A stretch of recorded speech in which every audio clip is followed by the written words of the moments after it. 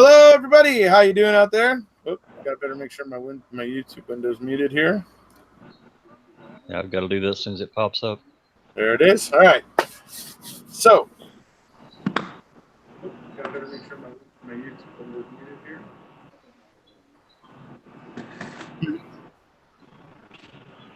I don't think that was me. Uh-oh. I turned off my notifications from what I know. It stopped anyway. All right. So, how's everybody doing out there? Today, we're here, obviously, with Jamie. Okay, somebody's got YouTube open. No, everything for me shut down. I've got YouTube open. Let me close it. Wait. Okay, sorry, that was me. My bad. I had a second window open. Anyway, all right. All right, so, hey, everybody, how you doing? We're here today. We're talking about the Central Park 5. We're here with Jamie, Sam William Henry 582, as you guys know him on Discord. And we're here with Jay Jax, Redditor. Obviously, a very passionate supporter of Brendan Dassey and Stephen Avery. But as we were going to be here talking about the Central Park 5 today, another wrongful conviction of youth, I figured wanted to talk a little bit with Jay Jax and get his thoughts on the matter. So, welcome, guys. How you doing? Hello. So, obviously, I did a live. What is it? I don't know, whatever, 5 days ago or whatever it was, talking about this, and it seemed like a lot of people still hadn't really watched it. When They See Us is the documentary on Netflix that I'm talking about, but a lot of people hadn't watched it, and so figured I'd wait, give people some time, and then revisit it. So I don't know. I really couldn't wait. So, but maybe I should have waited longer. Who knows? Anyways, we're going to talk about it though, anyways, because there's a lot of things about the Central Park 5 that are just disturbing.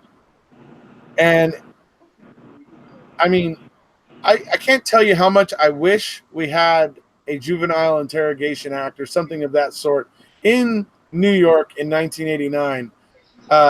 Because trust me, how much of an interrogation do we get to see from those kids? What is it like? It's like a small little segment from each one, right? Probably what, half hour to an hour long? You know what I mean? Yeah, that's it. Right? They were there for 43 hours. What happened for the other 42 hours? Right? With each of these kids. That's my big question. And that's why I wish we had recording of what was going on there. And because I get the feeling that exactly what these guys are saying about they were slapping their, you see that one where Corey or whatever, not Corey, sorry, it was Raymond. Kevin.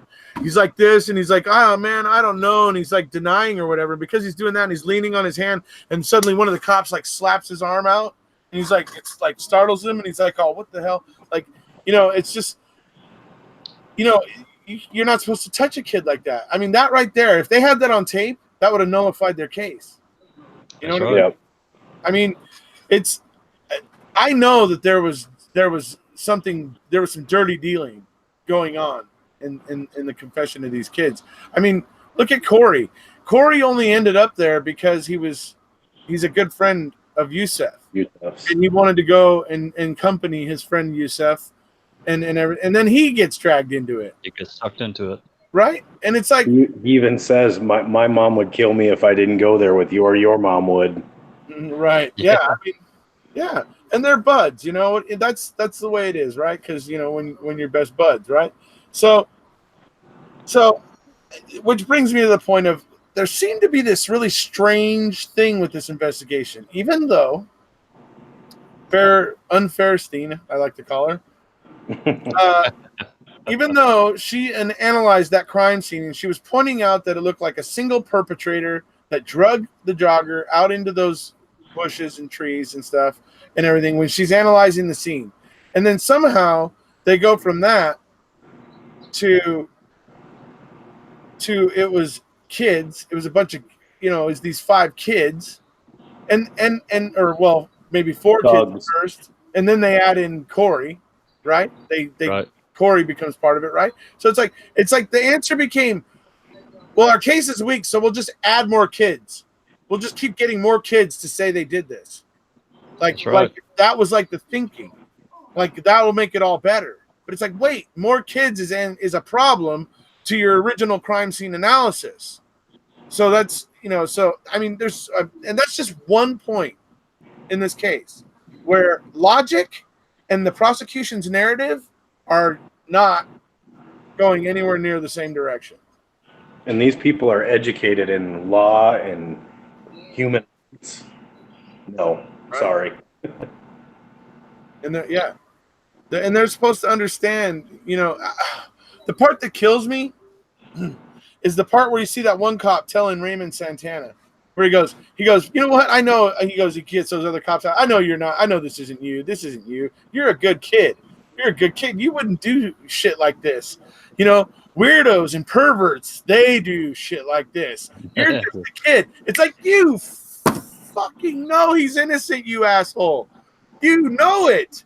And you're still coercing him. It's like, there's some depraved maniac out there that you haven't caught, and then it's going to be difficult to catch. And so this is the easier solution to ease the community's bloodlust. Let's just get down to it. The path of least resistance. You know what I mean? That's right. And it really stuck with me when you hear the one cop. He's like the cop. He's like the low level cop, right, or whatever. He's like he's actually an African American gentleman, but he's like a low man on the totem pole, and he's explaining to the detectives that they get to Kevin Richardson's interrogation room that his mom had to go get some medication. She's not well. She has health problems. Oh yeah, whatever. Part. And so he says, "Is it snowing?" And so the low level cop is like, he doesn't know what to think of that. He goes, because it feels like Christmas. Like he's happy to go in there and victimize this kid. And it's just like, you know what I mean? And yes, we have to take this with a grain of salt because obviously this is a somewhat dramatized documentary on Netflix. But I actually feel like it toned down the events quite a bit. Like I bet it did. Yeah, I didn't feel like it was like totally sensational and trying to throw every gruesome thing and every whatever thing. Like it was really tastefully done, in my opinion, and even wasn't really railing on the state so much. It was just telling a story of this is what happened, kind of thing. And I think that might be why it's so good. But yes, you have to take it with a grain of salt because it is a little bit adapted for the screen. It would be interesting to get a hold of Ava. I think it's DuVernay is her name. She's the writer and director, I believe. Oh yes. I saw her in an interview I watched last night with Ken Burns as well, and the Central Park 5. Oh, I'll have to look at that. I hadn't seen that one. It was for it's called the Times Time or something like the Times something, and it's for the New York Times, and it was like a little thing where they were on a stage and they just I guess it was one of the reporters from the Times, and he just did they had this little round robin discussion type thing, and very interesting. I can send you a link for that too. So just remind me to send that one. But very interesting stuff, and another thing that struck me when I was watching the thing I was just talking about with the New York Times thing is at one point the reporter guy asks the Central Park 5, he says, "Are you guys friends?" Because he's like asking, because obviously they didn't know each other before all this, or they doesn't matter if they weren't like best buds before this all happened. And so it was funny because one of them quickly spoke up to say, "No, we're not friends." And the way he said it, you were kind of like, "Uh-oh," right? Like it sounded just the inflection in his voice. But then he calms a second and he goes, "Because we're brothers."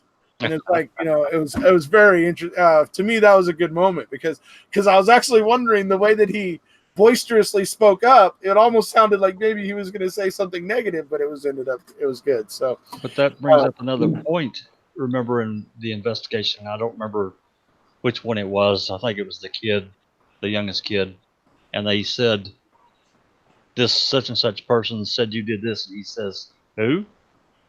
He didn't have any idea. He's like, Yeah, it was Kevin. Right. He was like, Kevin, "Who's Kevin?" yes. And then he Yeah, said, who's "It Kevin?" doesn't matter if you know him. He saw you." Right. It doesn't matter if you know him; he can still see you or whatever. Right? Yeah. It's I'm just hanging out with other dudes that I've never met before and raping a chick. You know, it's yeah, social right. networking back Oh then. yeah, that happens all the time, right? When you're 14 years old. Seriously. Right. They didn't have Facebook and YouTube. How many? Trust me. Actually, could we actually maybe like probably get a stat on this of say the last 10 years, how many 14 and 15-year-old boys actually committing a rape, a violent rape? I would like to know the statistics on how many times that actually happens, if it's actually anywhere near reality. I was actually sure there might be some back then. But I was scared of girls back then. Me too. When I was 14 or 15, yeah. Well, I wasn't really scared of them, but I mean, I'm older than you guys. Possibly a little intimidated, maybe. Sometimes. I grew up in the country, and you know, I guess in my time, if you even said anything like that, you would get your ass beat. You just didn't do it. It wasn't conversation. And so where this stuff came from, man, I don't know. Yeah. Wow. So, I go over some of those questions we were talking about. Sorry? You want to go over some of those questions we talked about before? If you want. You wrote down the notes. So I don't know, but I only basically pointed out that, well, like, here's one thing I noticed when watching the 2020. I was sharing the link on Discord and stuff, folks.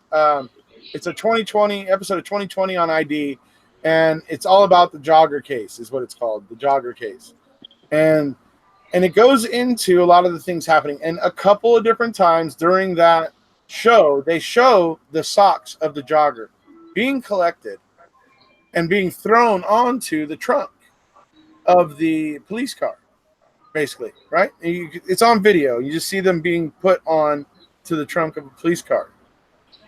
And so I see that, and I'm like, wait a second. That means that those socks were found immediately. Those socks were discovered. You're telling me that nobody checked those socks for anything? I mean, no biologicals, I guess. Right.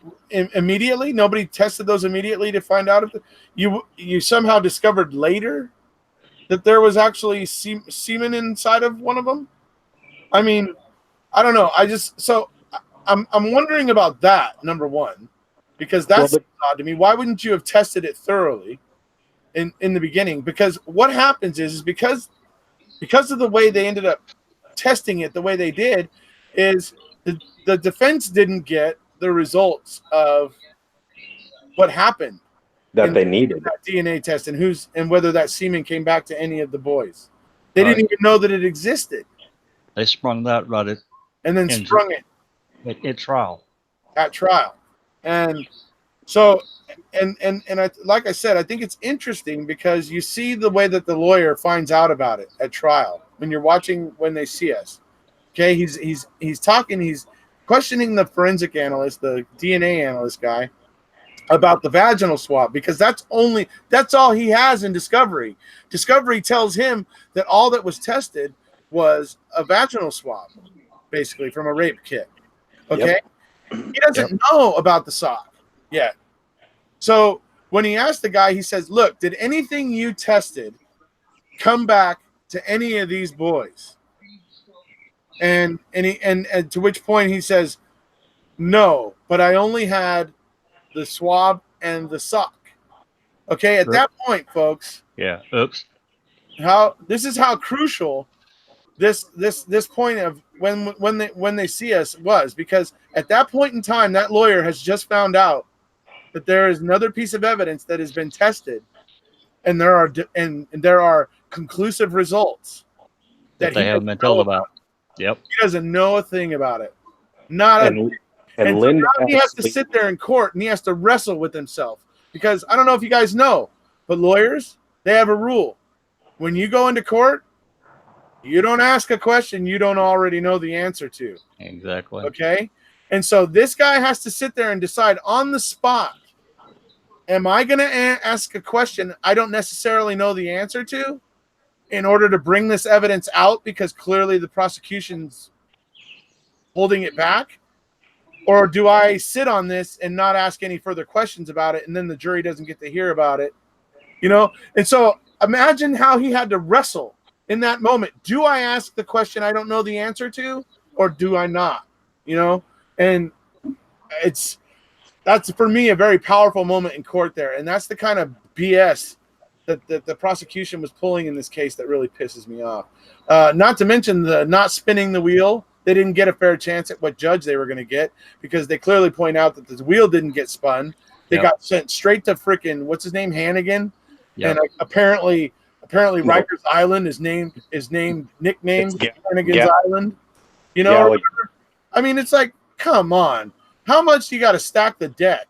I mean, if they're guilty, then they're guilty, right? You don't need to keep stacking the deck like that, right? Right? That's exactly right. And they go into it even a little bit when she knows about the sock, even though they haven't tested it yet. She said, "What does it matter who found it or how we found it? We've got it." Yeah.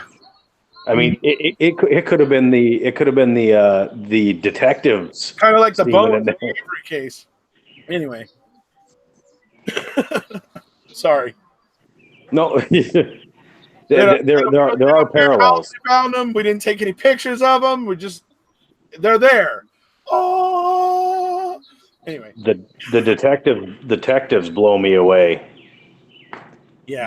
Their thoughts on, just like you had said there, they didn't write any notes. And like you guys have said, this was a dramatization, but I'm sure she wanted to be as accurate as possible. That the detectives had said, I got to think of how they said it. Oh, when they were talking about there was no documentation of when the Antron denied it. They had no documentation of when they denied it. Only documentation at 42.5 hours that they finally beat him into submission and got their confession. Final statement that was going to be the coherent statement. Right. Yep. And the other thing about the detectives is when they both got caught lying, and the court was in an uproar because, well, at least the DA was, because they caught them lying. Was he crying? Was he not? Right. That's right. How did this get by the judge? Oh yeah, that judge. Well, obviously, like you said, 10 times out of 9, he sides with the prosecution. I mean, right? That's the way they explained him, right? Yeah, when you got a judge like that, I mean, what are you going to do? You got to pray the jury's going to save you. And they did. Sorry? They didn't. Yeah, they didn't. The jury, I don't know. I find it disturbing that the jury didn't see. I mean, look, when I watch those kids, when I watch the actual tapes, I've seen, like, especially the one I saw of Corey. The way Corey is describing things, and I've said this about Brendan too. The way that Corey is describing things, you can clearly understand the boy's a virgin, and he has never ever actually encountered a woman romantically before.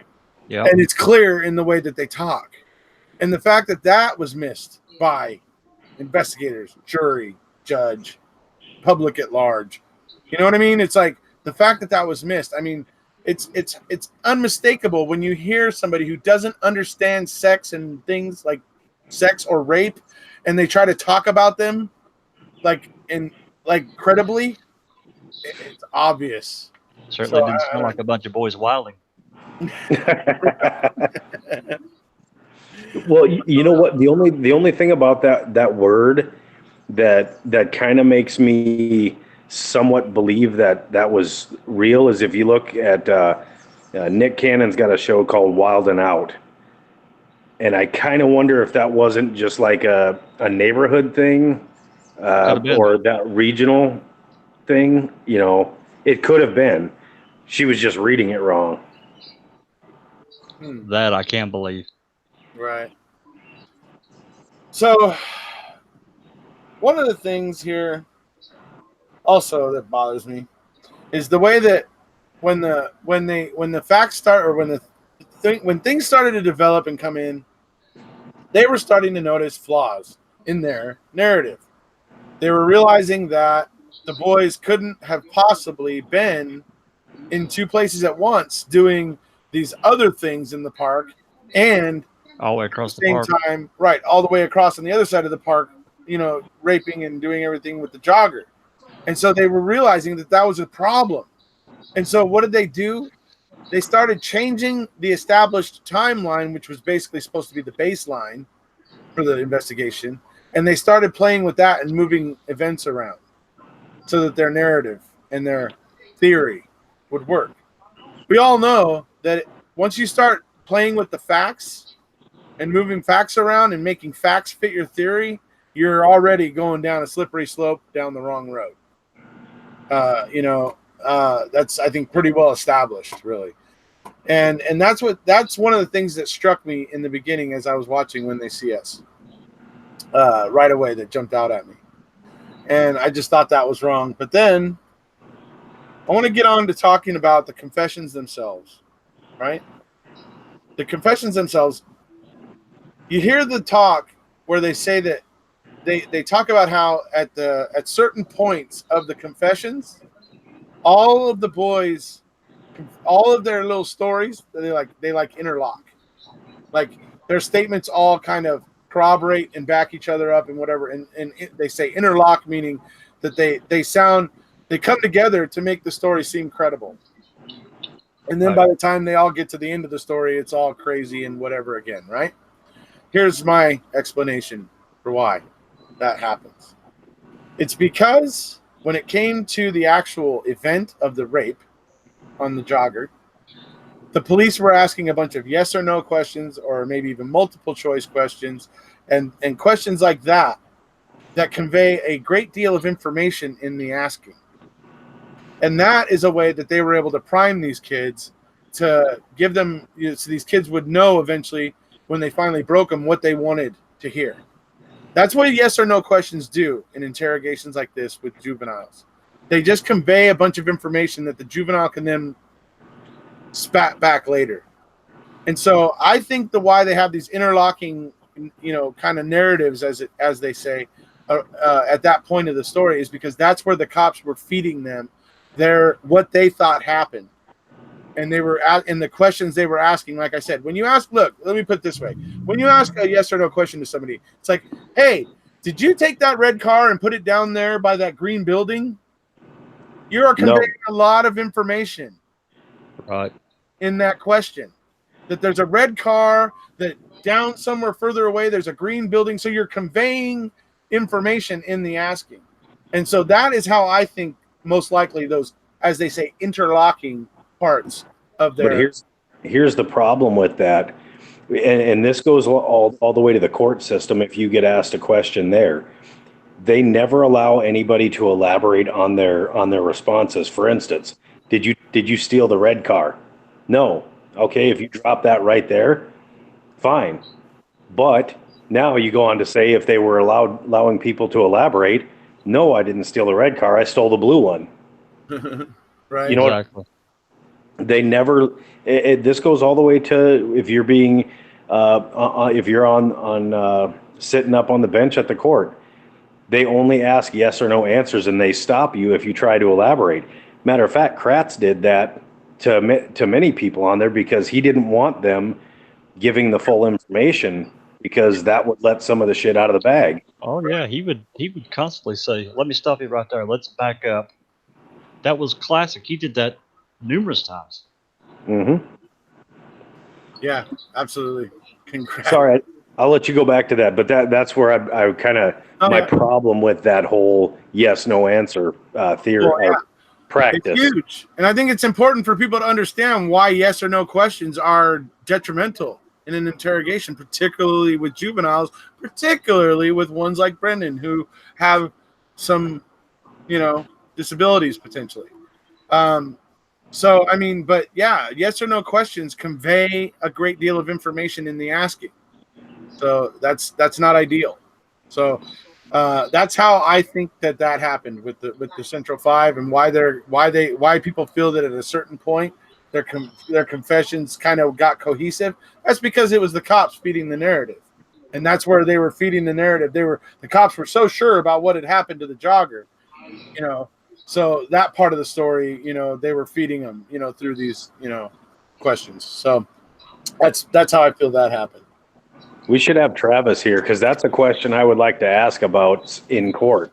Why are people never allowed to elaborate on their answers? Yeah. If they've got a reason why they didn't do this or why they did do that, why can't that stuff be said? That tells you that the court system and the law system is against its own people right away. Driving the narrative. Right. It's disturbing. It is. It's why I was preaching the other night. I mean, it's part of this. I know that a part of this, a big part of why this happened is because obviously there was outrage. And so there was pressure to put a face to the crime. You know what I mean? But what about all the other women that the East Side rapist was victimizing? I mean, why did nobody care about them? What was it about the Central Park jogger? I don't know. It's just, to me, it's odd because that he actually killed one woman. I mean, because they were so derelict in their duties here, bullying and abusing 14 to 16-year-old kids, that Matias Reyes went on to do some heinous crap, more really heinous things, and it's just like, wow, I think the reason that they didn't really want to believe that, and I guess here's one other thing is they're trying to claim he was the sixth suspect. Well, how can they actually tie him to these other kids? They never, as far as I know, they've never tried. Well, did they hang out? No. Yeah. So again, it goes back to all these people, unknowns, just met up for a flash mob raping. Right. Exactly. Not knowing each other, and they were all going to compete. They were all going to, not compete, but partake or participate in a rape together. Yeah. Oh, yeah. That's right. Yeah. Criminals love to get involved with people they don't know and do crimes with people they don't know. I mean, it's grief. It's just so much about it is counterintuitive. The state's narrative, it just doesn't make sense. It doesn't wash. And yeah. And Fairstein, she's something else, but oh boy, I'm even more fascinated by Lederer. She's the assistant district attorney that actually tried the case. Well, she knew the entire damn time that what they were doing was wrong. She questioned it. Yeah, but she went through that anyway, and she did it anyway. But from what I can understand, she has spent a lifetime. She's now a professor of law. She's had, she's actually not had any other scandals other than this one. So it could be that she didn't like the taste that was left in her mouth after the Central Park 5. I would imagine not. And that could be that she decided to take a little different path as a lawyer after that. And if she did, then I applaud her. Good job. But next time, be a little more helpful in righting the wrong. Well, the biggest thing is that she had a conscience, but at the time, it was mostly saving her own job at the time, which she was sticking with it just for her livelihood. Right. That's how I took it. She just felt so threatened that she just swallowed the bitter pill and went on with it. Yeah. I mean, I was impressed by the way she seemed to be trying to fight Fairstein originally. She's like, oh, wait, whoa. Yeah, how do you know these kids did this? And she's like, you could tell she thought it was a bad idea from the word go. You know what I mean? Yep. but she kind of, I guess, felt like she was getting bullied into it. I don't know. Anyway. Yeah. So, and the other thing is here's the best bit. In that 2020, that on ID or whatever, in that thing, Matias Reyes is actually talking about the crime he committed, and he talks about he picks up her Walkman and he puts it on and he's walking out of the park and he actually had blood on the bottom of his pants and stuff. He said an officer walked up to him and asked him if he had seen any rowdy teenagers, and he said no, and the cop went on and didn't notice the blood all around his pants or anything, all around the bottom of his pants or anything. And Matias Reyes walked away. That guy's probably a detective now. Probably. Lead investigator. Yeah, it seems to be the way things the way promotions get handed out. Right. And awards, right? Yeah. Yeah. Anyway, so it's like I said, it's in the whole bringing up the yes or no questions. Well, why do I bring that up? Well, that ties into Brendan. You guys know that the recent paper that was written about Brendan by a Wisconsin law school professor and a very esteemed speech language pathologist, and they went and did what they called the under the hood analysis of Brendan Dassey's confession, and that was one of the stats that they popped out with, showing the outrageously the just outrageous a number or amount. Erekose, I need to stop you real quick. Sure. There's a KW in chat. I'm curious if that's who I would hope it might be. It's like a lot of prosecutors are just in it for the conviction, not the truth. Maybe, I don't know. If they let us know. Is KW on there? Is that Corey? I see KW, but I couldn't tell you if it was. I'm just asking for the chat if it is. I'd love to hear his take on some stuff, and or if he'd be interested in coming on if it was him. Anyways, well, he'll answer at some point if he is. So, like I was saying, is talking about the yes or no questions. That's what was determined one of the problems with Brendan Dassey's confession in the recent paper, and in that the yes or no questions were asked in an inordinate amount in comparison to the open-ended questions, which were supposed to be the most, there was supposed to be a lot more open-ended questions than there are supposed to be yes or no questions, or even who, what, when, where, why questions. Because, like I said, those you end up conveying a great deal of information in the asking. So that's one thing, a parallel between the the Central Park Five and Brendan's case. It's I just can't say it enough, dude. I really wish I had footage of some of the interviews that were happening within that first 42 hours. That I'm extremely interested to see the tactics that were being deployed. I bet it was worse than what we actually saw. Oh, absolutely. I'm feeling sure that it must have been, because do you look at what that cop did to, I think it's Kevin, when he hit him with his helmet? Yeah. It's like, dude, he's a freaking kid. He's just, it's just like, and he hits, that was just bizarre to me, dude. It's like, oh, you're a big man, dude. You beat up on a 14-year-old, with your helmet. I don't know. Anyway, I just thought that was just a little bit wild there. Who knows if that was just a story made up that, it happened when we were capturing him, and that's just, nobody could refute it or something, and that it actually maybe did happen during the interrogations. I don't know. Anyway. Well, that brings up another question: is that nobody saw? Did they only do body shots so that nobody could see any bruising besides the hit to the head with the helmet? Nobody questioned this. The DA, not anybody else in the police station. Right. There had to have been some marks. Who knows if the marks they talk about that were on they said Raymond Santana's eyes, they said he had like little whatever, that they were saying, oh, that's definitely from the jogger scratching him or whatever. What if that was so- actually something that was done to him during the interrogations? Yeah.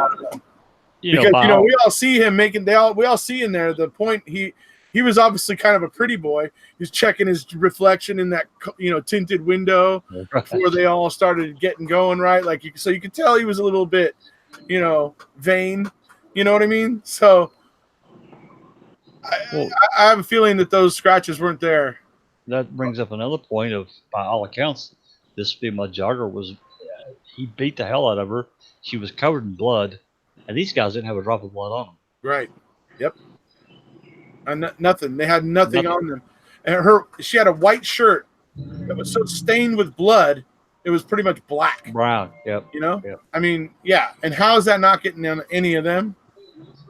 And like I said, it brings me back to Matias Reyes talking about, I walked out of the park and I had blood all over my bottom of my pants. The cop walks up to me and asks me if I seen any rowdy teenagers. And I said, no. And then he walks away. It's just like, yeah. So here's another problem that I found is that when they collected clothes from these boys when they picked them up, why were their jeans and underwear, etc., even if you didn't see any blood, why was none of that tested for any biological material? It would have been there. Yep. Right. I mean, 100% it would have been there. Absolutely. Paralleling Brendan again. There is no physical evidence that ties any of the Central Park 5 to the crime scene. There is no physical evidence tying them to it. I mean, just like Brendan, no physical evidence tying him to the trailer, garage, fire pit, anywhere. So similar circumstances again. Which I think is important to point out. Well, failures in investigation. There's more failures in the investigation than there is any truths. Right. I mean, well, it seems in these investigations where they are tanking it because it's like whenever they're trying to make the facts fit the theory, that's when there's a problem. You know what I mean? And that's what they're doing here. It's what they did with Brendan. It's a backwards way of thinking. You got to work with the facts. Everything's driven from a different direction. Right. Exactly. It's got to be coming from the facts first, not coming from the theory, pushing towards the facts, and then just, hoping for the best, as it were. I don't know. It comes down to things like confirmation bias. When you start investigating, you only pick up things that you feel help your own theory and leave things that you think would possibly strengthen theories you're not fond of. Yep. Right? So that's where confirmation bias can be an issue as well. People that try to act like cops aren't actual human beings and DAs and everybody aren't actual human beings with frailties and can do things wrong. You people boggle my mind. Give me a break. We're all human. We all screw up and do dumb things for whatever reason. We all do it, and it's happening. The proof of it is in. You can look at the Innocence Projects. You can tell that in the murder convictions, 1 in 4 involves a false confession. Okay, that's a staggering statistic. 1 in 4, 25%. Yep. Okay, I mean these things are there are indicators there telling us there are problems. And as of yet, our legal system is lax to notice. It's because they have power behind them. Sure. I'm sure lots of powerful entities spend a lot of money because they have interest in keeping things a certain way that they are already and don't want certain things to change. And so I'm sure lots of money gets spent and passed through people's pockets and whatnot, and so we stay stuck in our current situation. But eventually, the people are going to have to. I just keep thinking of the Constitution, folks. We the people, for the people, by the people, and that's what it takes. We the people have to stand up and go, nope, this is not acceptable. We have to wait till enough of us are outraged enough about it. So, it's a waiting game, I guess. But with documentaries like these coming out to show people how it looks, what it looks like, and how common it is, that we'll hopefully start to get more and more people on board, and we'll start to get some movement on it. That's the hope. That's why I try to call attention to wrongful convictions of youth, because number one, these are kids. These are youth. These are kids that they can't hold their own against two grown men, detectives, and everything. They're not equipped for that. And they have no resources at all. Yeah, exactly. And to just throw them to the wolves and say that's okay? No, that's not okay. It's not cool. And the way about that too is how they got was Antron's dad to not turn against him, but they bullied him enough and threatened his life enough or his livelihood enough to make him tell his son, just do what they say, give them what they ask. I mean, they literally, I mean, that right there in itself tells you that their story was not true. Just give them what they want, even though it's not true. And when you look at, I would say this, and if any of them are here, these 5 guys are the epitome of integrity. Yeah, because they didn't give in, right? Nope. They're like Stephen Avery, right? They're like Stephen Avery. Their principle was, nope, I'm not going to admit to something I didn't do. Yep. The integrity and the courage to do that, even though it might get you paroled if you just say it. I mean, you get to go home, which you wanted, years earlier, and now you're willing to stick it out through all the bullshit in the prison system, which is crooked and enough in there.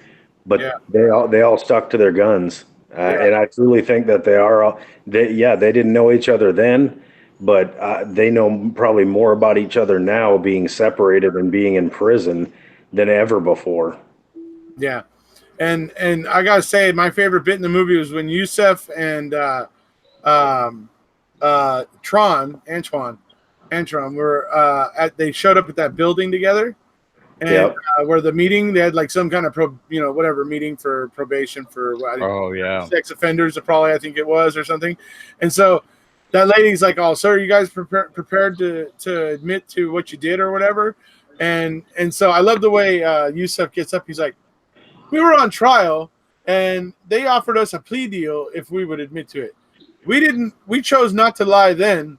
Why would we start lying now for you?" Like, yeah, dude, way to get her, dude. Get her, because she was being quite unpleasant, right? Terrible. That lady was anybody out there in New York City that's watching this, and if you are one of those people that treated the Central Park 5 poorly, I would actually like to have a chat with you. You can reach out to me. My email is erekose.mam@gmail.com. I'd love to have a chat with you, and I'd love to hear how you think about the case now with everything that's come out now, and what you were originally told about it, and how you feel about all that. I would be very intrigued to know about that. So if any of you are out there, that would be very intriguing. Sorry, go ahead. And not to bash them either, but just get what their understandings were. What I'm not from New York, although I do remember my dad watching this on TV back then. Mm-hmm. And as youngsters, this is the one downside. As youngsters and kids, when you see your parents watching the news, you're like, that's boring. Right. Yeah. Right. If I was to talk to my kids now, I'd be like, you little bastards better be watching the news, because some crazy shit happens out there. Yeah. Right. Well, the flip side of that too is, think about the media machine and what I'm sure it did there in New York City. Yeah. And just look at what it did in the Avery and Dassey cases, same thing. Yeah. They fed it, and the upside to them is, of course, is cha-ching. Their ad revenue, is out the wazoo. So for them, it's a win-win. Right. Yeah, Hylex Bleach was getting paid big money. Exactly. Yeah, they went out of business after Avery got arrested, apparently. I mean, geez. But hey, they had that special formula that only kills Teresa Halbach's DNA, but leaves all the other blood and Stephen's blood and deer blood and all that, leaves it there, just gets the Teresa DNA. That's some pretty special bleach right there. It'll even clean your keys. Yeah, there you go. For the most part. Yeah. Well, that's what I mean. It only gets Teresa's. It leaves Yeah. Stevens there, right? So anyway. Sorry, that was me suggesting how ridiculous it is. Anyways. So, some of the other things about it. How much does your heart go out for Corey?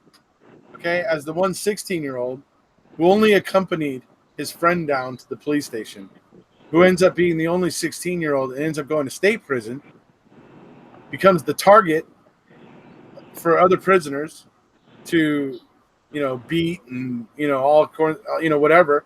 And so he ends up having to spend almost all of his time in solitary to avoid that. And I mean, just how much it sucked for him, and for it to all been wrong, that it wasn't him. Well, that brings up another thing, is the courage that it took for him, and for one, the courage to sit through that initially at each prison and still go through that. No matter where he went, he was going to get beat up. Yeah. Secondly, and you can tell that somebody in the prison system thought, okay, you want to transfer from here so you don't get beat up, and they kept sending him farther away. They were doing that on purpose. Absolutely. Right. Absolutely. They were trying to break his spirit. Come out into Gen Pop and get your ass kicked every day, and maybe we'll transfer you back home. But there is a possibility they may kill you. They may not. You may not be able to walk again. What they did to him, and the guards actually letting this happen. Again, prison system, our law system, it's effed. I'll be classy. Right. It's disturbing, yeah. And I don't necessarily think that prison's really helping the situation. Obviously, there's a lot of societal problems that need to be addressed for why we have as much crime as we do and as much poverty as we do, and how those things are going to get dealt with. Well, that's a sticky, debate, and it'll probably continue to go on for some time before it gets, truly. That's right, Deborah. Dealt with, I guess, So, but prisons aren't really the ideal solution, in my opinion. Obviously, I don't want dangerous people walking the streets, so I think that they have a place. But don't you think they're overused? Way too many people in them, where rehabilitation might be the better path. And don't tell me that prison's rehabilitation. It's not. It's fucking daycare for psychos. That's what it is. Seriously. And not even daycare. It's like a bad babysitter for psychos. Yep. Well, you look at say white collar crimes. There could be a different way to deal with them and free up the prison at that end. Nonviolent crimes, I think, really could be dealt with a lot differently. Sure. To free that up. Yeah. I personally, that's the way I feel. I mean, stuff that isn't actually, where you're not actually harming people or harming somebody, or,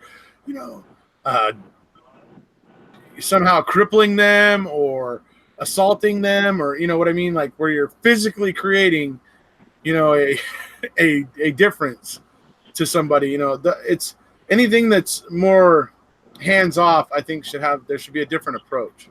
But obviously, the craven individuals that have to impose their power, their physical power on the world, and do very heinous things, then those people kind of need to not be, walking around.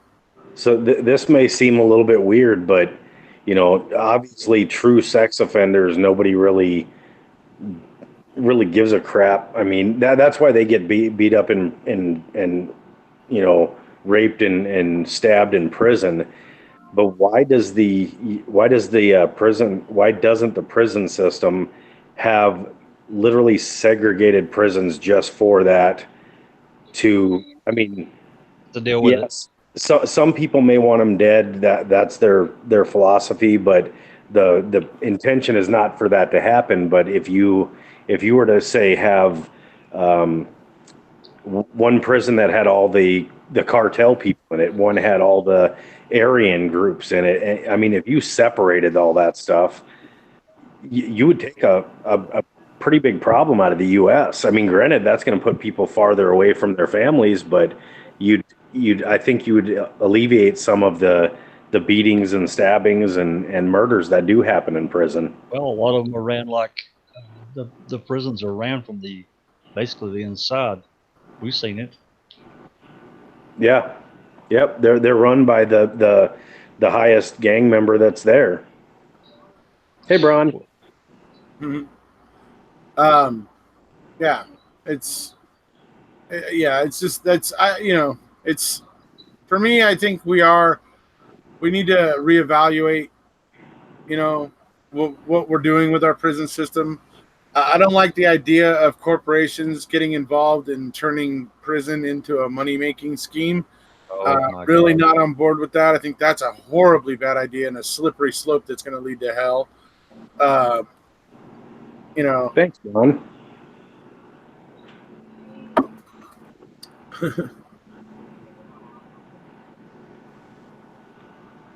Yeah, prisoners separated by tiers, but then you just pay a guard, and a guard lets you cross those tiers, and whatever. It's everybody's. There's always a way. Where there's a will, there's a way. That comes back to when Pop-Tarts actually have a dollar value in prison for the guards, that's a problem. Well, that comes back to this idea that our prosecutors are immune to all kinds of anything. Basically, they're immune. You can't really touch them. Yeah, I agree. That's something needs to change there, because we need to be able to start holding people accountable for these wrongful convictions, because otherwise they're not going to stop. Nobody's going to feel that there's any reason to stop. That's right. They're going to be like, nope, convictions for their own sake, full steam ahead. So, I guess here'd be. Oh, go ahead, Jax. I was just telling you guys before this. Linda Bernstein, she lost her publisher today. Said, nope, you're done. And then over the course of the last week, she's had to resign, or has resigned, from several charities that she was chairing. Right. So, yeah. Because of when they see us and the outcry. I'd say more so because people see that she basically was lacking morals in this whole case. Yeah. So how are you going to be? How are you going to be part of a charity or part of a chairman on a board of a college that has a certain honor system and moral value? When you see what she did, right there, that could get you fired from a regular job, let alone government or being a chairman of a board at a charity or a college. Right. Hopefully our legal system is going to start to realize what an epidemic this type of stuff is, and then they're going to stop. They're going to stop co-signing the BS of all these overzealous district attorneys and stuff who are chasing convictions for their own sake. Since we brought up convictions for their own sake and horribly inept district attorneys, that brings us to Kim Worthy. Sorry, you want to say one last thing? Yeah, I had a question for you, and this is, how do we, when talking about change, how do we get the prosecutor immunities and the investigator immunities? How do we get that overturned U.S. wide? Because really, that's what has to happen. Is that if they're proved and it also would be a deterrent for them to keep trying to do this shady shit. Is if they know they can be prosecuted if this gets out, that opens up and levels the playing field for cases like this. That's right. It has to go to the Supreme Court, or each individual state has to create new law. Well, I think California has already taken a step, or at least some sections of it, for Right. prosecuting attorneys that if they get caught, they can get in some serious trouble. Well, that's good, because we need to give them something to fear, because right now they don't. They don't. Right now they feel like, why shouldn't I just assume everybody's guilty, because that's what everybody wants. There's nothing to fear if there's nothing to fear if I get it wrong anyway. And that's a scary way to have our DAs and prosecutors thinking. Hey, Bron, do you mean you agree with prosecution of the prosecutors if they're being shady or found to be guilty? You've got 100% agree with prosecution. Elaborate.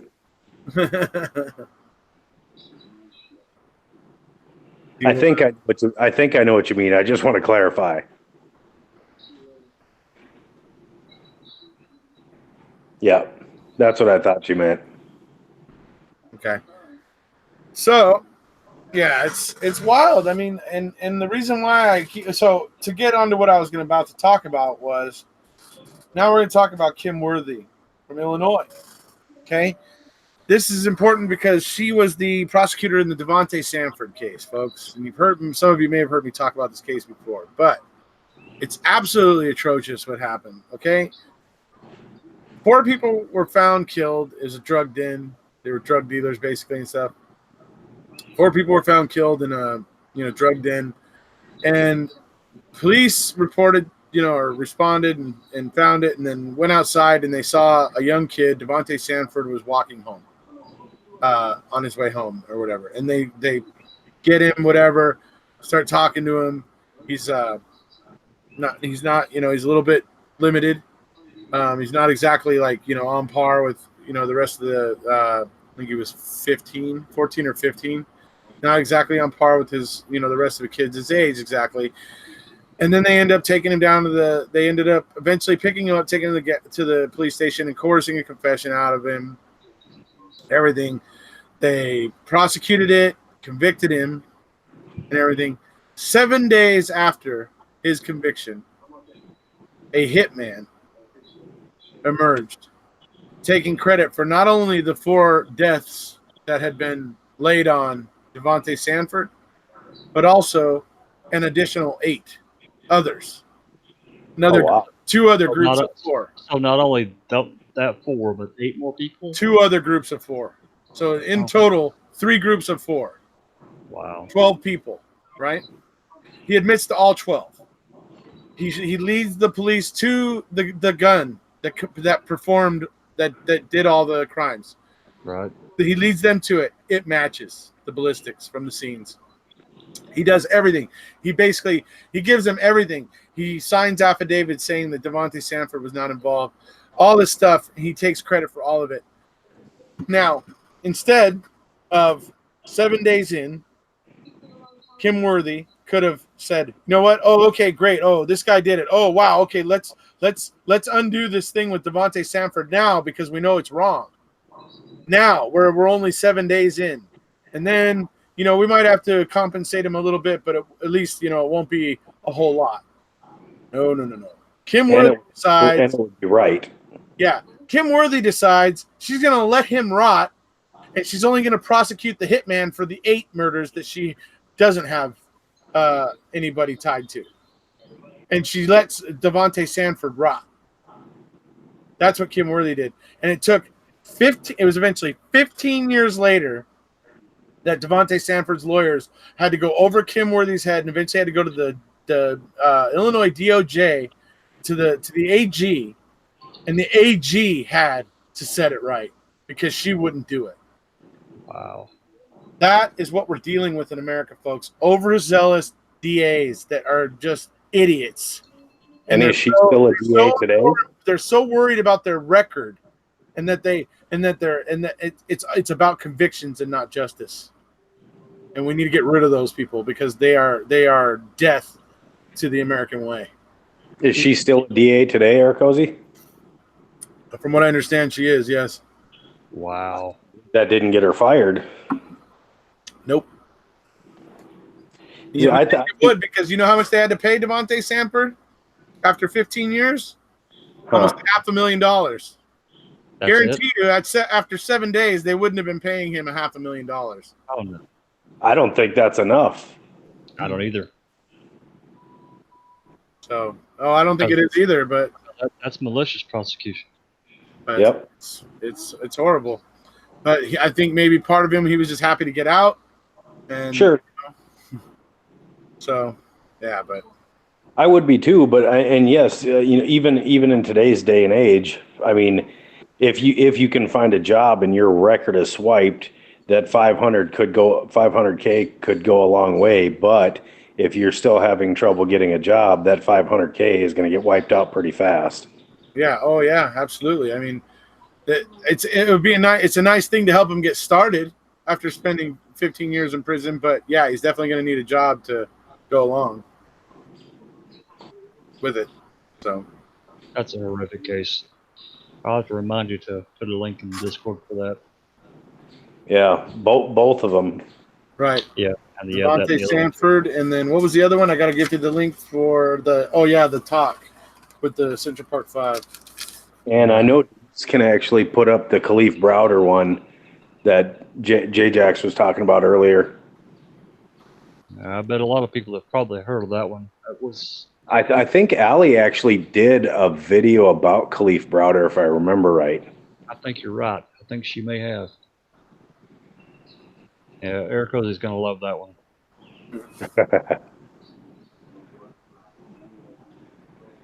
Yeah. Oh, yeah. And Julie's the David Thorne case. That one's another big one too. That if I remember, I read up on that one a little bit. It's kind of like Scott Davis. I mean, nothing really ties David Thorne to the case, and he's still in prison right now.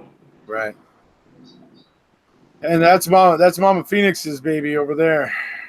Oh, that is. Okay. The David Thorne case? Oh yeah. Mama Phoenix. That's been her case for a while now.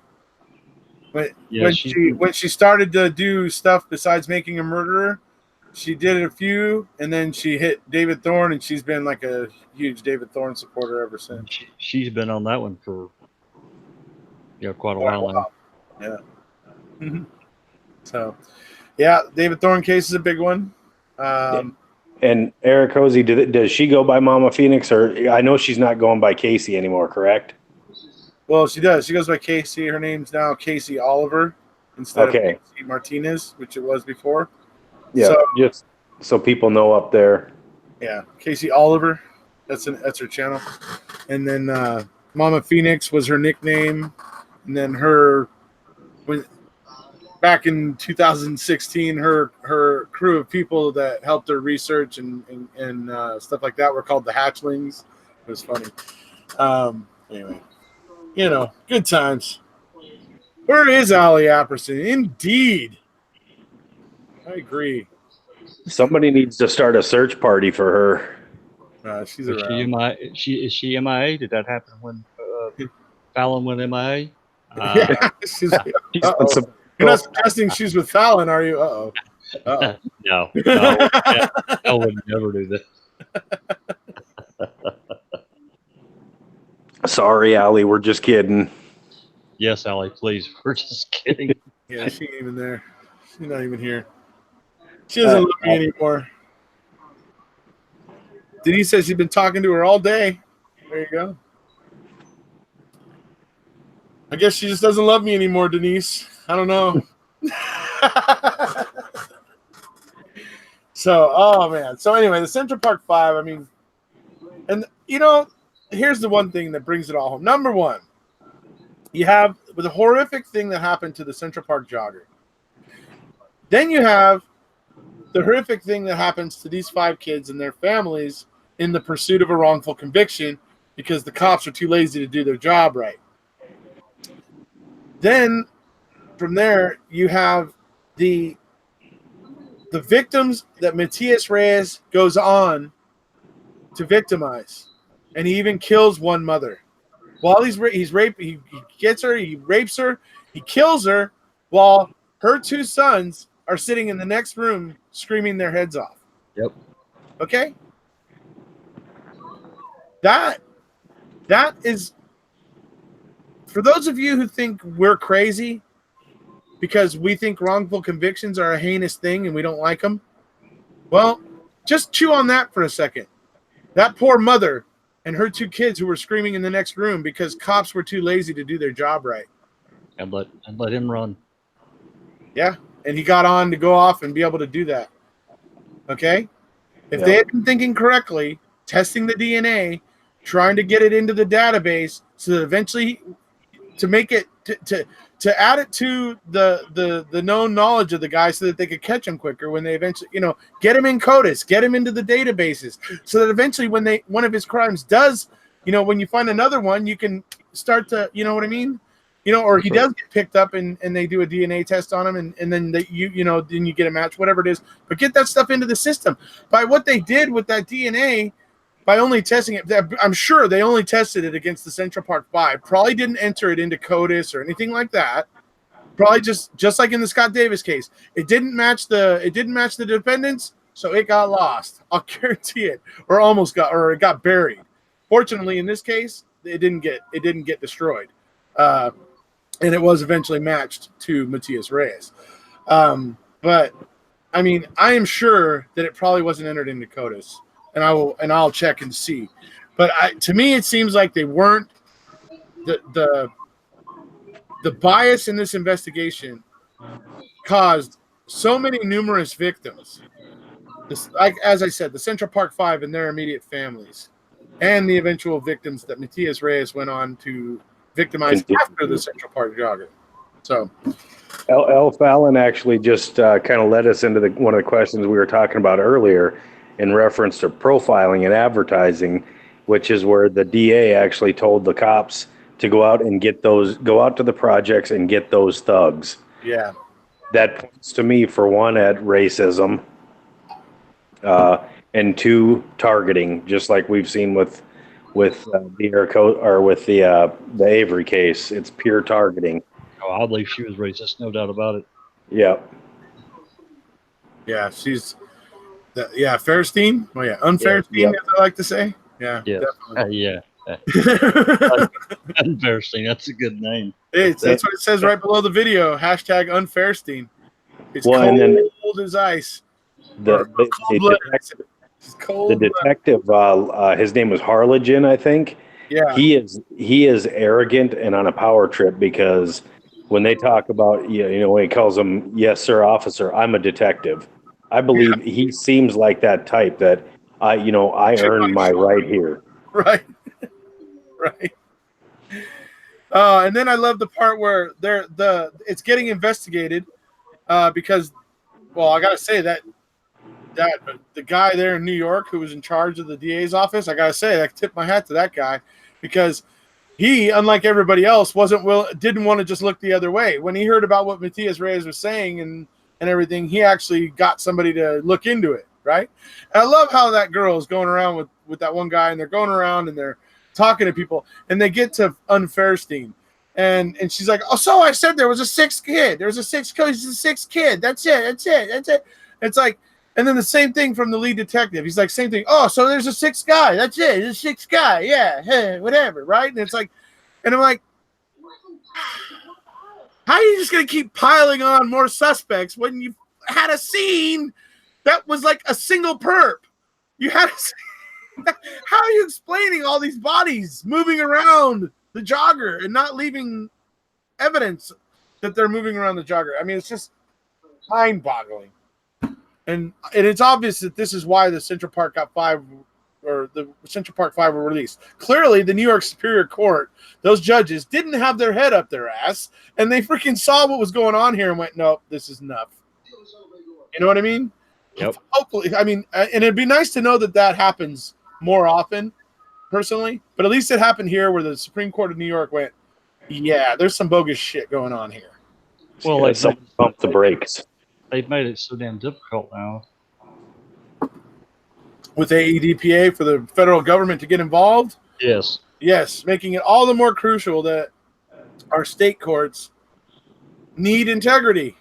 Folks, it scares me to death that there's nothing to keep our state courts in check, that they just feel they can do whatever they want because they know they have AEDPA to protect them. So, Yep. yeah. Ah, shoot. I just mentioned that. I'll probably get this video demonetized now. Damn it. Why? Because you mentioned Ed.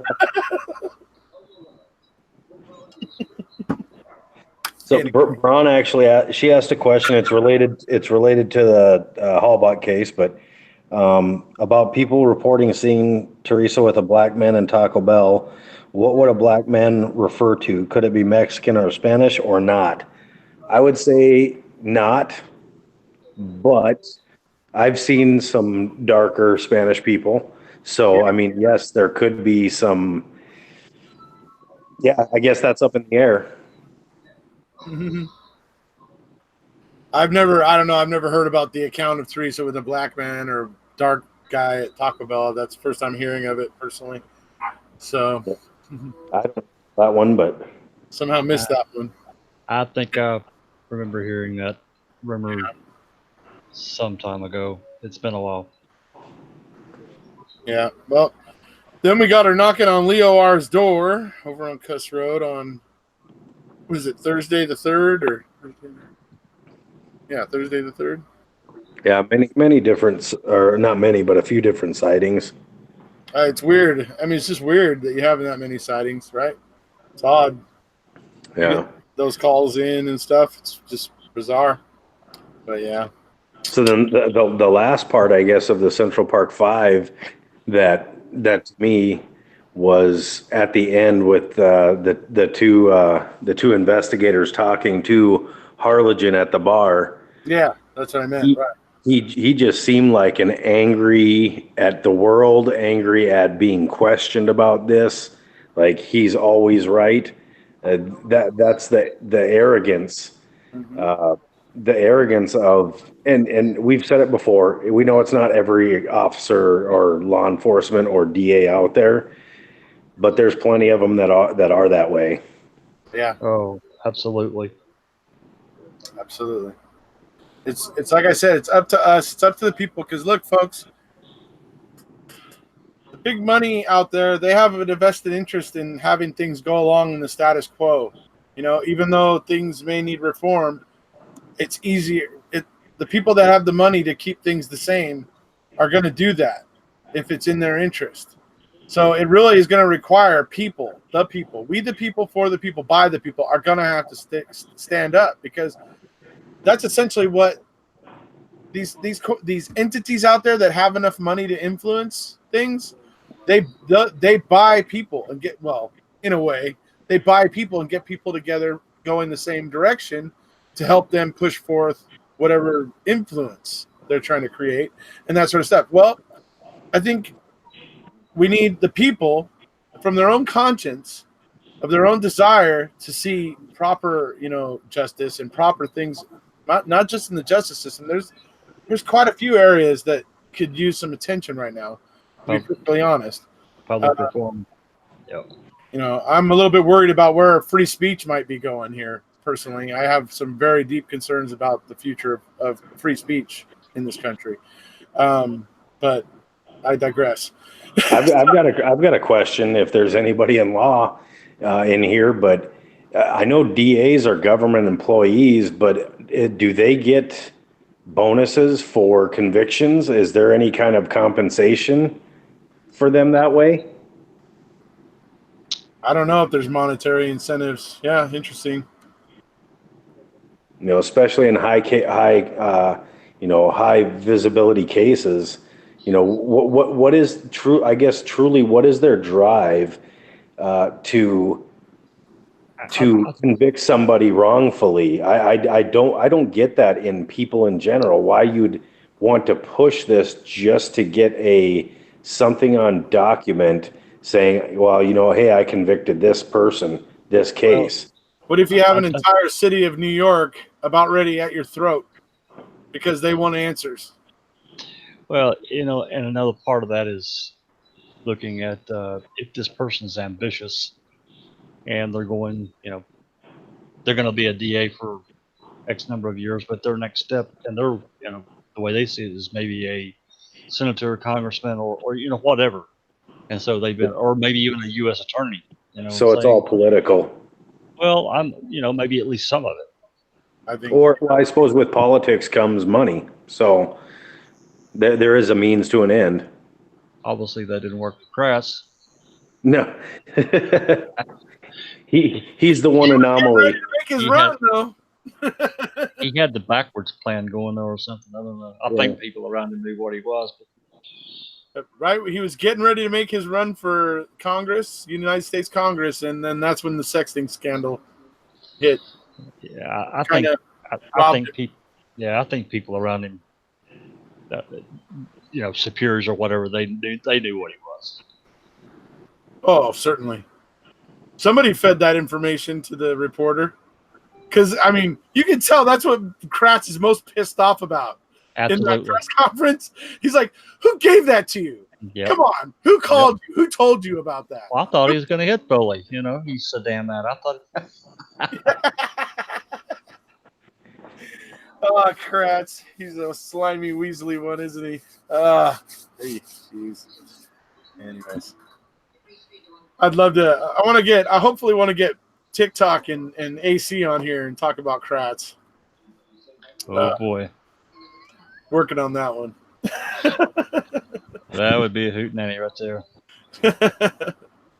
I think you got your work cut out for you there, buddy. Well, yeah, AC seems a bit reluctant. So, but hopefully we can win him over. I swear I won't ask you about your convicting a murderer interview, AC. We'll just talk about Kratz candidly. So anyway. It looks like some prosecutors do receive bonuses for hitting conviction goals. So there you go. I figured there might be some states who set up something like that. And like I said, folks, it's against the Supreme Court. The Supreme Court has deemed that the prosecutor, he is like the gatekeeper for the justice system, and to be chasing convictions for their own sake is counterintuitive to the function of a prosecutor. So. It's part of your job, but part of your job is also knowing when not to prosecute. So. Yeah, when to walk away, and they were close on this case. No, sorry. Go ahead. They were close on this case, at least with the assistant DA that was trying the case. She was close. To try and call their bullshit. She just didn't have the power to push her will. Right. Yeah. She was hemmed in at that point, right? Yep.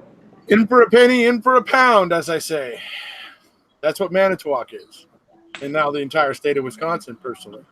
Now they're all in for a penny, so they're all in for a pound. So, and they'll get one when they get to prison. A pounding? Yeah. Yeah, absolutely. Sorry, I went non-classy. Sorry. No worries. That's okay. We joined you. So I think we've kind of covered quite a bit of the Central Park 5 here today, pointing out a lot of similarities that happen, especially when it comes to wrongful convictions of youth, folks. It's so much the same thing, because what I didn't tell you guys about Devontae Sanford is the way they interrogated him, they were doing the same type of things, feeding him the information. And those sort of things, and like I said, he was limited like Brendan. So there's, like I said, these seams that run through these wrongful convictions of youth and through these interrogations that are more, and they're not just a coincidence, folks. They're not just a coincidence. You see these seams because of the bad behavior of law enforcement when they are desperate to get the perp, but they can't find them, so they find this kid or mentally challenged kid who they can pin it on, who they can coerce and pin it on. It's disgusting and sad how often our law enforcement seems to be relying on that tactic. Yep. So I will continue to point out things like the Central Park 5, Devontae Sanford, Corey Williams, Daniel Villegas, who I covered recently, all these wrongful convictions, and the ones that I'm going to continue to cover moving forward. It's so that we all get a good picture of what a wrongful conviction of youth and for the most part with my channel what a wrongful conviction itself looks like, right? But yes, I do have a very, very serious problem with the way that we interrogate youth in this country, or juveniles in our legal system, and that is a big, big part of my, passion when it comes to this stuff. So I will continue to point that out. I know Jay Jackson, Jamie are with me. Absolutely. Absolutely. Scary shit, dude. I've got kids of my own, and it just drives me crazy. Yeah. Can you imagine your kid being there where Brendan was and all Hell that no. happening to your own kid? It's like, whoa, dude. Because, I mean, it's like I've said about my boss, dude. My boss is a real law and order dude. He's like, very, very rarely will you see my boss like say anything disparaging about law enforcement, Right. because he just, like, in his mind, they walk on water, So but when he saw Return to Manitowoc and he saw what was going on with Brendan, he actually said to me, he goes, I imagined, like, if it was my son sitting there, and he was like, oh, and I was like, oh, I want to kill that motherfucker. Yep. And I was like, there you go, Steve. That you're getting it. That's a start. Now tone it back a little bit and educate. Yeah, right. Yeah, I'm like, that's a good initial response, but we don't want to kill anybody. Anyway. There's too many recording devices here in the office. Yeah. Right. So, but no, I mean, and a lot of people have that reaction, dude, when they see what those two guys are doing to Brendan. They are filled with rage and they want to, manhandle those two guys. You know what I mean? It's obviously it's not the notion you should act on, but it's perfectly normal to have it. So sure. I've got grandkids, and I guess my thing is that I wonder, they're only 6 and 7 months old. What's the world going to be like later on when I'm gone? Is this type of stuff going to get more rampant over the years? I mean, what kind of stuff will, as technology goes on, are they going to be able to pin people with, even if it's not the full truth? Right. Yeah, it could get scary. But then again, all the cameras walking around are going to kind of create a bit more certainty. The truth. Too. You know what I mean? And so. And that's why we are seeing a lot of those, the videos online, the First Amendment and Second Amendment videos, and, people basically antagonizing the police. And I don't agree with some of those. I agree with the ones where if they get pulled over wrongfully, but there's a lot of people out there literally doing things just to antagonize the police. I don't like that. Right. Yeah, that's not like good. that. No, I don't like that at all. Yeah, right. Exactly. It's if you go out looking for trouble, you're going to probably find it. Yeah. Yep. Don't make a hard job harder. Right. And police do have a tough job. They do. And I believe 99% of police officers are good guys who are just trying to do a tough job and get home to their families at the end of the day and aren't necessarily trying to be bad guys. You know what I mean? That's right. Yeah. And again, power corrupts, and they have a considerable amount of it. And so we all have to be aware of that. It'd be nice if we could assume that our district attorneys and our law enforcement walk on water, but they don't, really, folks. They don't. No. There's problems. So we got to just be realistic. That's right. I would just be happy if they could walk and chew gum at the same time. Well, a few, definitely. So, all right. So I think we've covered all that as pretty well. All of Central Park 5, talking about wrongful convictions of youth. Thank you guys for being here. You betcha. And having a chat with me about this. if those guys are on and listening, hey, again, they're the epitome of courage and integrity. If they're listening, so yes, absolutely. It always impresses me that, especially when you look at everything they had to go through. Look at what Raymond had to go through. Raymond Salazar had to go through. Where he ended up getting back into dealing drugs because he kept getting fired from the jobs he got. As soon as somebody would go and say, "Hey, that's one of the Central Park 5," he'd lose his job. And all the adversity that they were dealing with, but they still stuck to their guns. They're like, "We didn't do this, and we're not going to admit that we did this." And I say, especially with everything that they had to endure, in sticking to those guns. That yes, it is impressive. It shows a huge amount of integrity on their part, and yes, it's very impressive. Yeah, Braun actually just made a comment real quick here that really actually makes a lot of sense too. She's concerned with how interlinked law enforcement and state prosecution are, because our law and our justice system are supposed to be separate. Right. But they work very well together. But they're supposed to be independently working, right? That's right. That's another issue that needs to be corrected. Yeah. So all the things to think about, obviously, for moving forward, folks. Yeah. Thanks for having us on. Thanks for all the people who joined us. Yeah, yeah. Absolutely. Obviously, this is Friday night. So you guys can probably look forward to me doing some more stuff this weekend. Sorry, Jax. You had something to say? Oh, I just said thanks for having me on. I appreciate the time. You're so welcome, buddy. Thanks for being here. Good to have you. As well. All right, everybody. Hope you had fun. Look forward to seeing me this weekend at some point.